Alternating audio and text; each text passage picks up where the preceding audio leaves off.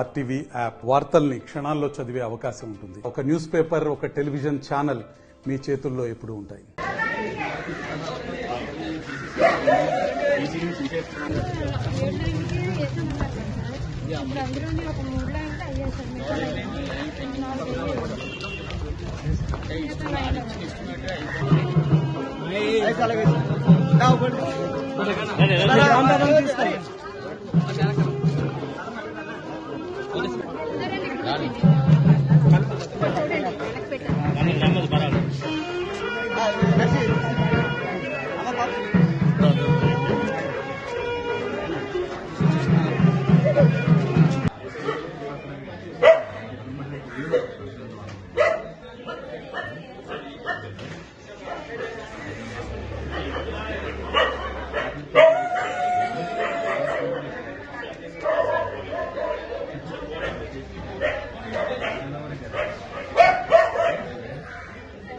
ఇక్కడ రికార్డింగ్ లో ఆడే జగన్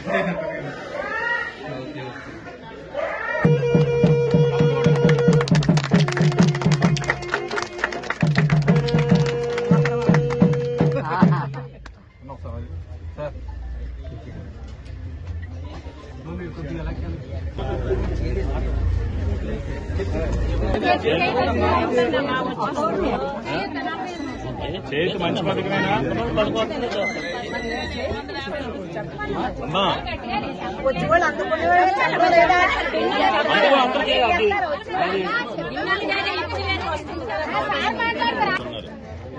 మీరు చాలా మంది ముఖ్యమంత్రులు చూస్తుంటారు.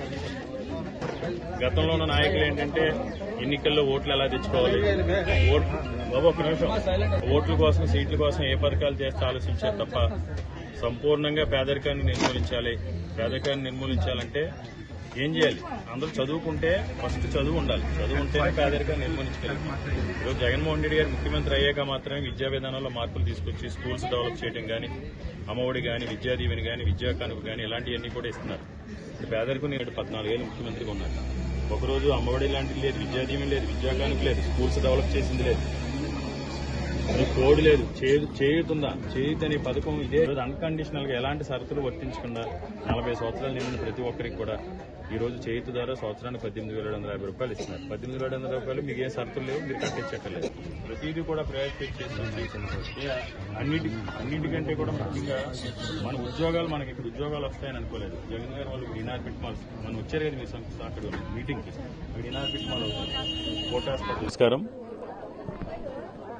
గౌరవ ముఖ్యమంత్రి వైఎస్ జగన్మోహన్ రెడ్డి గారి ఆదేశాల మేరకు ఆయన ఆశీస్సులతో ఈరోజు విశాఖ ఉత్తర నియోజకవర్గంలో వాడవాడలా కూడా ఏ విధంగా అయితే అర్హత ఉన్న చిట్ట చివరి లబ్దిదారు వరకు కులాలకి, మతాలకి, పార్టీలకు అతీతంగా సంక్షేమ పథకాల ద్వారా లబ్ది చేకూర్చామో అదేవిధంగా మౌలిక వసతులకు సంబంధించి రోడ్స్ కానీ, డ్రైన్స్ కానీ, వీధి లైట్లు కానీ, విద్యుత్ సమస్యలు కానీ, పార్క్స్ కానీ, అంగన్వాడీ సెంటర్స్ కానీ, స్కూల్స్ కానీ, హాస్పిటల్స్ కానీ, బరియల్ గ్రౌండ్స్ కానీ, కమ్యూనిటీ హాల్స్కి సంబంధించి పెద్ద ఎత్తున ఈ విశాఖ ఉత్తర నియోజకవర్గ చరిత్రలో అసలు మనం ఊహించిన విధంగా ముఖ్యమంత్రి గారి ఆశీస్సులతో ఇప్పటికే 253 కోట్ల రూపాయల నిధులతో మౌలిక వసతుల కల్పన చేయడం జరిగింది.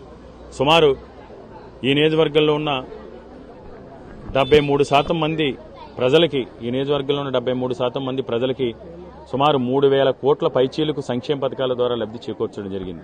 28,200 మందికి వన్ సెట్ పట్టాలు ఇవ్వడం జరిగింది. 4,000 మందికి టిట్కోయిలు ఇవ్వడం జరిగింది. ముఖ్యమంత్రి గారి ఆదేశాల మేరకు ఎప్పటికప్పుడు క్షేత్రస్థాయిలో పర్యటించి ప్రజా అభిప్రాయాన్ని గౌరవించి ప్రజల దగ్గర నుంచి వినతులు స్వీకరించి అనేక అభివృద్ది కార్యక్రమాలు చేపట్టడం జరిగింది. అందులో భాగంగా ఈరోజు 47వ వార్డులో 47వ వార్డు కార్పొరేటర్ శ్రీమతి కంటిపామ కామేశ్వర్ గారి ఆధ్వర్యంలో వివిధ అభివృద్ది పనులకు సంబంధించి, గడ్డలకు సంబంధించి, సీసీ రోడ్డు సంబంధించి, ఎందుకంటే ఇది పూర్తిగా కొండవాళ్ళ ప్రాంతం, వెనుకబడిన వర్గాల వారు ఉండే ప్రాంతం. ఈ ప్రాంతాన్ని అన్ని రకాలుగా కూడా, అన్ని హంగులు కూడా తీర్చిదిద్ది వీరందరికీ కూడా మెరుగైన జీవన ప్రమాణాలు కల్పించాలనేది మా అందరి లక్ష్యం. తప్పకుండా ప్రజల ఆశీస్సులతో ముఖ్యమంత్రి గారి ఆదేశాలను శిరసా పాటిస్తూ మా నియోజకవర్గంలో పెద్ద ఎత్తున ప్రజలందరూ కూడా సంతోషపడే విధంగా అభివృద్ది కార్యక్రమాలు చేపట్టడం జరుగుతుంది. చంద్రబాబు నాయుడు గారి పర్యటన గురించి మనం కొత్తగా చెప్పుకునేది ఉంది. చంద్రబాబు నాయుడు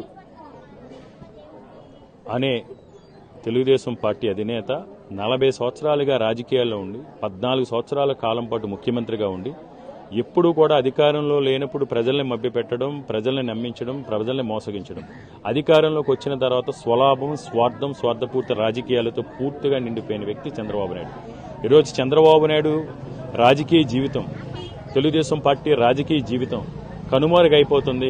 ఈ రాష్ట్ర ప్రజలు తెలుగుదేశం పార్టీని విశ్వసించే పరిస్థితుల్లో లేరు అని ఈరోజు చంద్రబాబు నాయుడికి తెలుసు. అది తెలిసే ఏదో విధంగా తన రాజకీయ వారసత్వాన్ని, తన పార్టీ మనుగడిని కాపాడుకోవటం కోసం ఈరోజు అందరి కాళ్ళు కూడా పట్టుకునే స్థితికి చంద్రబాబు నాయుడు గారు దిగజారటం జరిగింది. పవన్ కళ్యాణ్ గారు కావచ్చు, మోడీ గారు కావచ్చు, ఎవరైనా సరే ఎవరి కాళ్ళైనా పట్టుకుని ఏదో రకంగా తన రాజకీయ వారసత్వాన్ని కొనసాగించుకోవాలి అని ఉద్దేశం తప్ప ఈ రాష్ట్ర ప్రజల సంక్షేమం గాని, ఈ రాష్ట్ర అభివృద్ధి గాని, ఈ రాష్ట్రంలో ఉన్న వెనకబడిన వర్గాల వారి అభ్యున్నతి గాని, ఈ రాష్ట్రంలో ఉన్న బీసీ, ఎస్టీ, మైనార్టీ వర్గాలకు సంబంధించిన ఆ కుటుంబాలు వృద్ధిలోకి తీసుకురావాలనే చిత్తశుద్ధి లేదు.